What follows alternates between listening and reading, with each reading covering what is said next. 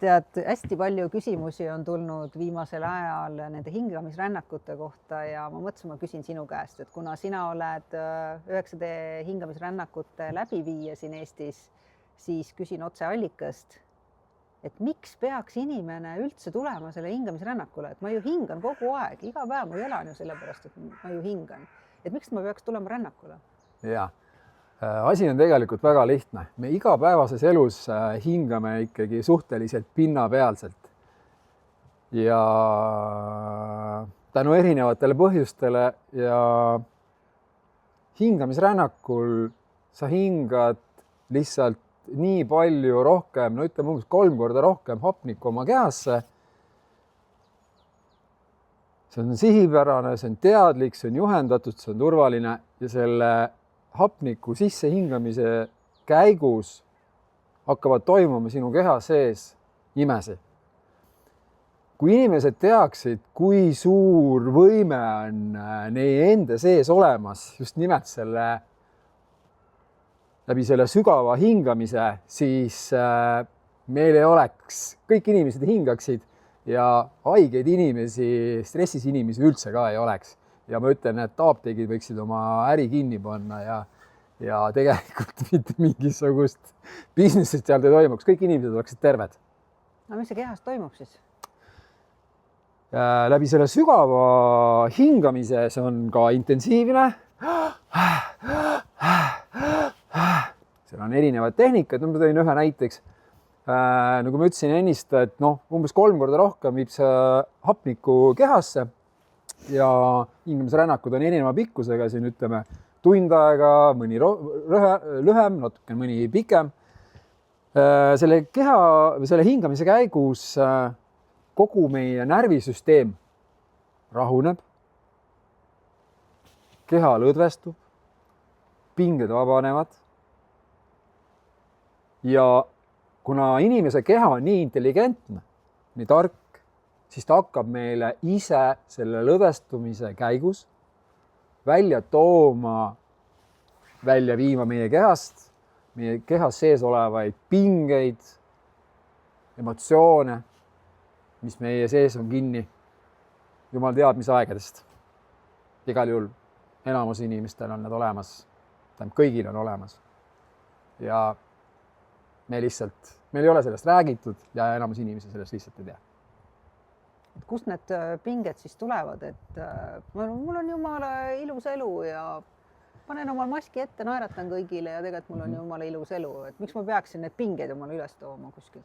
Ja, et lugu on tegelikult sedasi, et kui me siia maailma sünnime, hing tuleb maale inimese kehasse, siis see väike nupsu, kes on seal just sündinud, teda hakatakse vormima erinevate keeldude ja käskude uskumustega. Ja see väike bambu, siuke poolemeetrine pärast nagu aastane ja 2-aastane, tegelikult usub ju oma lähedasi, kes tal on seal, ema, isa. Ja paraku on nii, et kuni umbes 8-aastaseks saamiseni on kõik inimesed kätte saanud oma suures hulgas erinevaid tagasilööke, emotsionaalseid valusi, mis kõik on siis kehas ja selle käigus siis tegelikult see väike laps vastavalt siis nendele läbielamistele kujundab oma arvamuse, hakkab siis uskuma teatud viisil, kuidas see elu tema ümber nagu toimib ja ta võtab selle oma suurde ellu ka kaasa. Ja me oleme siin 50 pluss juba, siis tegelikult baasil ise ei teadusta, on tegelikult need lapsepõlves saadud emotsionaalsed valud ikkagi minu sees. Nad on närvisüsteemis, sidekoes, kogu kehas, luudes, lihastes, igal pool. Ja alateaduses. Ja need mõjutavad meid taga baasil igapäevaselt. Ja nad kujundavad meie tegevuse. Ja selle, kui õnnelikud, kui rahul olevad, kui rõõmsad me igapäevaselt suudame olla. Aga räägime nüüd rännakutest, et mis need rännakud nii eriliseks teeb, et on ju igasuguseid vabastavaid hingamisi ja meditatsioone ja miks see rännak just eriline on? Et see koht, mis me just rääkisin, et need on inimese kehas sees ja tulevad, ega nad kuskile ära ei kao, et need emotsioonid, mis meil lapsepõlves siis meie sees kinni on, need on peidus, need on siin 10 kihi all, ise ühel päeval ei tahtnud enam, väike laps ei taha enam ühel päeval seda valu tunda ja siis ta laob omale erinevad nii-öelda kihid, kilbid peale ja tänapäeval võib-olla olete kuulnud, räägitakse sellest, kui mul on maskid, inimesel on maskid, erinevad maskid, et ta läheb mingisse sotsiaalsesse keskkonda, läheb kooli või lasteaeda, kooli, tööle, mingi klubisse, tänavale, kauplusesse, siis kui muidu on ühtemoodi, siis seal võtab ta järsku mingisuguse teistsuguse mingi rolli, hakkab käituma, kui muidu on vaikne, rahulik, siis on seltskonnas, siis püüab, et oi, ma olen hästi äge ja suure suuga hammad laiali ja naerab, või vastupidi, muidu on selline rõõmus loomult, aga siis, kui ta saab teiste inimestega kokku, siis jääb vaikseks. Ebakindlus, häbi, süü, hirm, neid on hästi palju. Ja need emotsioonid on inimese kehas sees, enamus mist tänapäeval üha rohkem räägitakse, aga väga paljud inimesed siiski pigem on rohkem neid, kes tegelikult ei tea, et need emotsioonid on meie sees siiski kinni ja nad jäävad meie sisse kinni seniks, kuni nad reaalselt vabastatakse kehast. Hingamisrännak on just nimelt 9D hingamisrännak on just nimelt spetsiaalselt loodud siis nii-öelda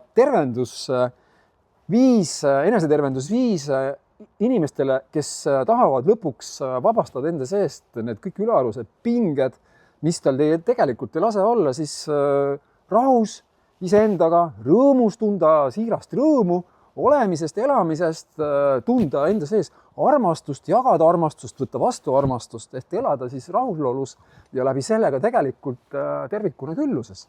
Et see piirab. Ehk siis hingamistöö käigus just minnakse sinna läbi hingamise, lõdvestatakse oma keha, minnakse närvisüsteemi rahustama. See keha on nii tark, nagu ennast tuli välja, intelligentne, see toob selle valu välja ja läbi siis nii-öelda nutmiste, käe raputamiste, keha raputamiste, karjed, hinge kinni hoidmised, kõik see aitab siis selle valu meie seest vabastada, välja tuua ja läbi selle hakkab inimese elu lihtsalt muutuma järjest paremaks, rõõmsamaks ja rahulikumaks. See muutus on nii suur ja õnneks need 9 kihti, mis seal on väga hästi läbi mõeldud selliselt, et kuidas jõuda alateadusesse, kus on siis talletanud inimese sees meie uskumused ja kahjuks on seal väga palju sees piiravaid uskumusi, mis just ei lase meid nii-öelda seda rõõmu, rahu ja saavutada neid asju, mida me tegelikult inimestena kõik soovime saavutada. Ja just sellepärast meil ongi vaja minna sinna minevikku, sinna lapsepõlve minevikku tuhnima, ehk siis ka nüüd uue moodsa keelega öeldakse nagu varjutööd tegema, et mis on need varjud, mis ei lase mul särada, on ju? Just. Et just nimelt jah, et just nagu sa ütlesid, et on öeldud, et ei peaks minema, et mis sa ikka tuhnid selle, et kuule, et mul just sain lahti, et tahaks nagu kinni mätsida selle valu, et las see valu olla seal mul, et ma tahan siin mõelda, afirmeerida omale, ma ei tea, kõike head ja paremat, mõtlen, oi kui ilus on elu ja et tegelikult on nii, et läbi selle mõtlemise sa ei saa midagi muuta, sa pead seisundit muutma ja seisundi muutmiseks pead sa vabastama enda sees selle takistuse ja see takistus on hirm saada uuesti haiget, saada uuesti tõrjutud, saada uuesti alandatud, saada uuesti häbistatud, reedetud. Need on need asjad, mis tuleb sealt välja viia ja need mõjutavad kõiki inimesi eranditult siin maa peal. Et lihtsalt kahjuks ei ole meile alates koolist sellest räägitud. Ma ütlen, olen varem ka öelnud, et tegelikult keskkooli lõpueksam peaks olema juba enesetervendamise oskus, nende traumade tervendus, et inimesed tuleksid tervena suurde maailma ja tervete inimestena meelesüsteemi mõttes, emotsionaalses mõttes oleksid terved ja suudaksid oma terveid suhteid luua, mehed naistega, naised meestega, mitte nagu tänapäeval, et luuakse kuidagimoodi need suhted, hakatakse kokku elama. Ja siis rahulolematust põgenetakse. Jah, just, et tegelikult võib-olla isegi meeldib ja tunned mingid tunded, aga aru ei saa, mis asi see on ja siis tunned nagu nii häid tundeid ja siis põgened selle eest, ja põgened sellepärast, et sa ei julge tegelikult neid tundeid tunda, sest et sinu sees olev see rahutumeel, monkey mind, ego, erinevad sünonüümid siis ütleb sulle, et kuule, liiga hea on olla, lase kähku sellest suhtest lahti, sest muidu võib sul varsti võid uuesti haiget saada. Sest et isa või emaga lapsepõlves nii juhtus. Et isegi kui inimene täna võib öelda, et no, minul oli õnnelik lapsepõlv, isa, ema oli kogu aeg olemas, et mina ei saanud mingit trauma, siis tegelikult on niimoodi, et seesama ego, kes meid kaitses väikse lapsena, täna jätkab oma tööd ja ta on harjutanud sind kogu aeg mõtlema, et ei, mina seda valu rohkem edasi ei tunne, et mul oli kõik hästi. Mina elasin õnneliku lapsepõlve ja minu ema armastas ja minu isa oli kogu aeg olemas ja õppis ja oli kogu aeg minuga koos. Ja ise on samaaegselt alkoholisõltuvuses, mis koguvad enda ümber hästi suure sõpruskonna, et jumala eest ei peaks üksinda olema ja enda sisse vaatama, sest nii suur hirm on. Et üldiselt elus on ikkagi niimoodi, et kui hing maa peale tuleb inimkehasse, siis tegelikult tuleb ta teadlikult ja sünnibki sellesse perekonda hinge kokkuleppena, kus juba on ees ootamas teda nende samade traumadega isa ja ema, kelle käest ta kohe saab kätte litaki, kõik need traumad, millest tänapäeval räägitakse, emotsionaalsed traumad, ehk siis need haiged saamised ja põhiline kõik keerleb selle ümber, et kui hing tuleb maale, siis ta on täis armastust, siis tal plaksult võetakse ära see siit kuidagi mingil moel, hakkab haiget saama ja siis kaob ühendus, sulgeb selle südame ja vot siis ta ei tunnegi enam seda ja siit tulebki armastuse puudus ja nälg ja kõik see asi. See suur müstiline küsimus, et mis on minu elu eesmärk? Kõikide inimeste elu eesmärk on jõuda tagasi oma südamesse, oma armastusse, tervendada need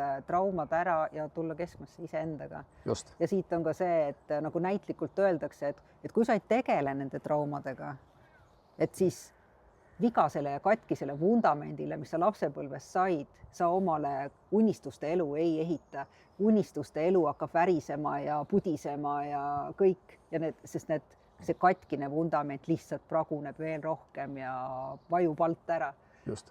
Ja sellepärast siis vist ongi vaja seda teha. Just, aga nende rännakute käigus mitte me ei lähe vaatama nagu alateadusesse või nagu me rääkisin närvisüsteemi me rahustame keha maha, et keha saaks välja tuua üldse nende valud. Mitte me ei hakka otsima, kus see valu on, või me otsime selle tunde ülesse ja siis vabastatakse nende rännakute käigus need tunded, mis on meie peidus. Et konkreetne sündmus ei olegi üldse oluline, tähtis on see tunne, mis absoluutselt, et me otsime, et see keha annab ise välja, et see ei ole nii, et mina otsin või keegi rännakul osaleja hakkab seal otsima. Ei, keha on nii intelligentne, et ta annab igale inimesele, kes rännakus osaleb vastavalt tema sellele minevikule ja seisundile parasjagu, mis tal siis kehas on, annab täpselt selle välja ja toob üles, mis parasjagu välja peab tulema. Mis seal rännakul siis toimub? Rännakud on tegelikult väga lihtsad, et inimene tuleb kohale, väike tutvustus, meil on matt, põrandal on ta lase, seatud valmis, mugav, kõrvaklapid lähevad pähe, ettevalmistatud on enamasti salvestus, 9-kihiline helisalvestus, mis on muusikaga, mina ise juhendan, see on sisult teraapiline, ja kus toimub selgitus sellest probleemi olemusest ja siis juhatan jupi kaupa inimese üha sügavamale iseenda keha sisse ja alateadusesse just sellepärast, et seal asuvad meie, nagu ma ennist ütlesin, meie piiravad uskumused ja siis me koos, ma juhatan su sinna, selle rännakul osaleja sinna alateadusse, ta viib välja sealt, ta näeb seal neid iseenda piiravaid uskumusi, viib need välja ja siis me koos samaaegselt asendame positiivsete ja tervete inimest toetavate uskumustega. Selle käigus toimub intensiivne hingamine, inimene on siis nagu pikali, silmad kinni, ta hingab väga aktiivselt, ta on sellises mõnusas hüpnootilises seisundis, ta võib tunda värinaid, võib tekkida tahe keha raputada, lõpuks on rahunemine, tuleb välja ja esimene reaktsioon tavaliselt pärast rännakuid, kes esmakordselt teevad, on suhteliselt lühike ja see on selline. Vau, mis see oli? Täitsa pekkis.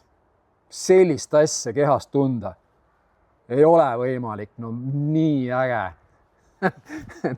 et see on nagu, vaatad neid inimesi ja endal tuleb pisar silma, et see on nagu väga võimas nagu.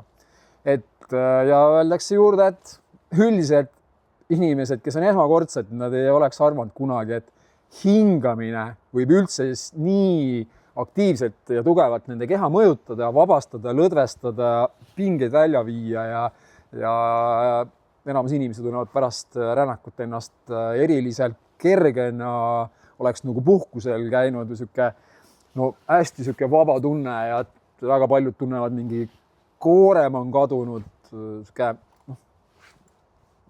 ja üsna pea tullakse uutele rännakutele. Ja rännakutega ka, et ühte rännakut võib teha korduvalt, ma soovitan isegi iga nädal võtta ette rännak, kas see sama sisuga rännak või teise sisuga rännak. Et meil on üldse täna rännaku kataloogis 10+ erineva sisuga ja teemaga rännakut ja nüüd seda sellepärast, et iga rännak juba keskendub konkreetsele teemale, kui inimene juba teab teemat ja siis sel teemal minnakse sügavamale sisse, et just rohkem vabastada iseenda seest piiravaid takistusi ja asendada need positiivsete toetavate uskumustega. Esimesteks rännakuteks on meil kataloogis kohe olemas sinu esimene hingamisrännak. Sa ei pea ennem olema midagi teinud, hingamisrännak on äärmiselt turvaline. Midagi karta ei ole, kõik on hoitud, kõik on toetatud. Oleme seal ise kõrval ja võib öelda, et sõna otseses mõttes, kui vaja, hoiame inimesel kätt ja otsustame õlale, nii et kõik on okei, et maailmas, Inglismaal on lausa koolides tehakse hingamisrännakuid. Kui me eksin, minust on Austraalias praegu sisseviimisel samamoodi. Nii et see on üle maailma väga kiiresti leviv enesetervenduse praktika. Ja vabastav hingamine, mis on praegu seni olnud maailmas üsna leviv, Eestis on ka üsna palju tehtud, siiski erineb. Et siin just põhirõhk ja erisus on selles, et muudatused, mis rännaku käigus tehakse just alateaduse sees, sest alateaduses on kinni meie piiravad uskumused ja need on vaja sealt välja viia. Alateadusesse sisse saada ei olegi niisama lihtne, aga läbi hüpnoosi ja läbi selle rännaku nende erinevate kihtide, mis on sinna helikihti sisse pandud, on võimalik sinna sisse minna, et seal on sisse pandud siis juba kaasaja teadus ja iidne tarkus.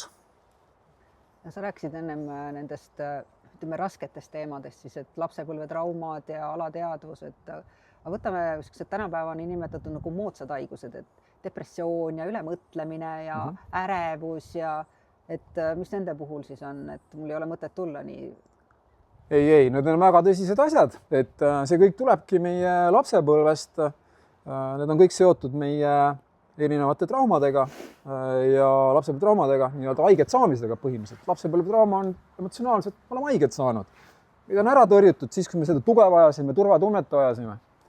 Ja see võis mingi väike asi olla, aga see toimus võib-olla pidevalt. Sa tahtsid oma isa lähedust ja sa ei saanud seda ja ootasid isa või ema, et kuule, tule, ma sain haiget või tule räägi muga või ole muga koos, et ei, ta tõrjub su ära, et isa lähedust. Ja siis sa saadki haiget nagu, et sa hakkadki tundma, et sa ei ole vajalik ja sa hakkadki uskuma, et kuule, et ei, ma ei ole vajalik kellegile ja tõmbad eemale, hakkad kartma elus ja siis sa otsustad ühel hetkel, et kodus mind ei taheta, aga ma ikkagi tahan tunda, et ma olen vajalik. Ja võt siis see suures elus nagu täna, näiteks oled seal 20, 30, 40, 50 aastane, siis sa hakkad tahtma meeldida teistele inimestele ja hakkad vastavalt käima. Kuule, saame sõbraks ja kuule, tulen küll, teeme seda, teist ja kolmandat. Kuule, ma võin suga koos juua ja teeme suitsu. Ei, ma olen ka sama äge kui sulle, ei, mulle ka meeldivad. Ja siis hakkad käituma nii, nagu tegelikult sa päriselt loomupäraselt ei käitu. Sellega pidevalt pannes ennast sellisesse alandavasse seisundisse ja sa ei oskagi muud moodi teha, sellepärast, et sa tunned pidevalt seda äratõukamist ja sellist nagu sa tunned nagu vajadust nagu kinnituse järgi. Tegelikkuses inimene ei pea saama kinnituse selle teiselt inimeselt, vaid tema iseenda seest peaks see turvatunne olema ja see ongi kõik, mis ta vajab. Rännakud kõik aitavad siis sellega tegeleda, minna sisse, võtta need ärevused maha, võtta need hirmud maha, tuua inimese sisse uuesti läbi protsessi rahu ja läbi selle rahuseisundi inimene hakkab uuesti vaatama, vau, kui äge on, hakkab ennast enesekindlamalt tundma, muudab oma seisundit, oma vibratsiooni, hakkab uuesti rõõmu tundma ja läbi selle süda avamine, sest see oli 10 kihi all peidus, kaitstud, et haiget ei saaks, siis see süda avab, hakkab rõõmu tundma, hakkab armastust tundma iseenda vastu kõigepealt ja läbi selle, kui ta on see täidetud oma kehas, hakkab vibreerima teistmoodi ja siis tal tekib võimekus, emotsionaalne seisund, seda armastust jagada ja vastu võtta. No viimane küsimus, et meil on siin selliseid spordipoisse, kes ütlevad, et ei, minul ei ole vaja, et ma käin jooksmas ja ma mängin jalgpalli ja ma käin ujumas ja et ma hingan niigi kogu aeg on ja et miks mul seda peaks olema vaja, et ma ju hingan ju niigi sügavalt, et ma teen niivõrd palju füüsilist trenni. Et mis vahe nendel kahel asjal siis on?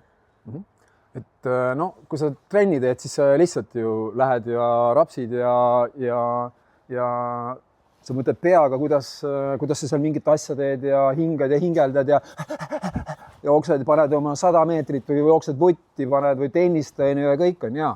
See kõik on võimas hingamine, aga seal sa nagu tugevdad oma füüsist ja südant ja hingamisrännak on kõike muud. Et me läheme nagu juhitud hingama, mitte keha koormama, vaid me läheme keha lõdvestama. Ja läbi selle aktiivse juhitud hingamise rahuseisundis. Et need on täiesti erinevad asjad? Need on täiesti erinevad asjad, jah. Et üks on nagu intensiivne sportlik hingamine, kus sa tugevdad keha ja südant ja vastupidavõimet, eks ole, movement, eks ole, et nagu me joogaski teeme, aga siin on hoopis teine eesmärk. Et need on täiesti erinevad hingamised, need ei ole üldse võrreldavad. Nii et spordimehed, kes treenivad üle, peaksid eriti tulema hingamisrännakutele, sest et ja füüsiline ja mentaalne tasakaalu. Absoluutselt, jaa. Et hingamisrännakud on kõigile inimeste vajalikud, sellepärast, et maamunab ei ole ühtegi inimest, kes ei ole oleks kuidagi juhuslikult sündinud mitte nagu hingena, ehk siis hing on tulnud nii-öelda sündinud inimkehasse. Et see on niipidi. Et kõik on need emotsionaalsed valud saanud, kõigil need on olemas ja nad on senikaua, kuni inimene võtab kätte ja viib need kehast välja. Nii ongi.